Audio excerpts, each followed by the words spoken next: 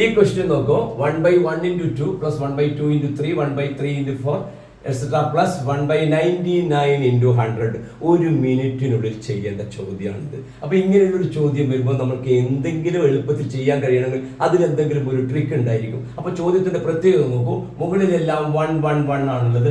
താഴെ വരുന്നതോ 1 into 2 2 into 3 3 into 4 തുടർച്ചയായ നമ്പറുകളാണ്. അപ്പോൾ തുടർച്ചയായ നമ്പറുകൾ വരുമ്പോൾ നമ്മളുടെ മാത്തമാറ്റിക്സിൽ ഒരു പ്രോപ്പർട്ടി ഉണ്ട്. മുകളിൽ 1 ആണ് വരുന്നതെങ്കിൽ ഇതിന് നമുക്ക് 1/2 മൈനസ് 1/3 എന്ന് എഴുതാം.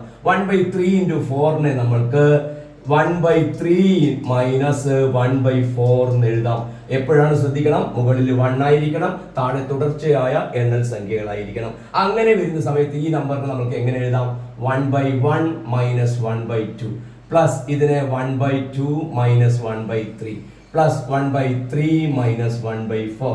നോക്കൂ, ഇങ്ങനെ എക്സെട്രാ ഇങ്ങനെ പോയി ലാസ്റ്റിൽ വരുന്നത് 1/99 മൈനസ് 1/100. ഈ നമ്പറിന്റെ പ്രത്യേകത നോക്കിക്കോളൂ.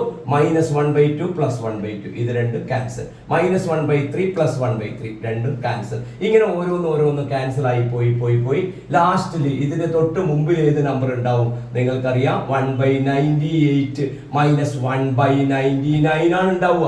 അപ്പോൾ -1/99 പ്ലസ് 1/9 കട്ട്. ലാസ്റ്റ് വരുന്നത് എന്തായിരിക്കും? ഇവിടെ 1 വരും, ഇവിടെ -1/100 വരും. അപ്പൊ നമുക്ക് കിട്ടും 1 മൈനസ് 1/100. ഇതിന് നിങ്ങൾക്ക് ഡയറക്റ്റ് അറിയുന്നവരെ എഴുതും 99/100 എന്ന് എഴുതും. അങ്ങനെ കിട്ടാത്തവർ എന്ത് ചെയ്യും? 1നെ 1/1 എഴുതും, 100 1നെ നമുക്ക് ഇവിടെ 100 എന്ന് എഴുതാം. ഒന്ന് ക്രോസ് മൾട്ടിപ്ലൈ ചെയ്യും. 100 1 പോയാൽ 99 കിട്ടും. ഈ 1ഉം 100 മൾട്ടിപ്ലൈ ചെയ്താൽ 100. അപ്പൊ നമുക്ക് 99/100 എന്ന് പറയുന്ന ആൻസർ ഈസി ആയി കിട്ടും. മനസ്സിലായല്ലോ? ശ്രദ്ധിക്കുക. മുകളിൽ വരുന്നത് എപ്പോഴും 1 ആയിരിക്കണം, താഴെ വരുന്നത് തുടർച്ചയായ എണ്ണൽ സംഖ്യകൾ 2 എണ്ണം വേണം. ഓക്കേ.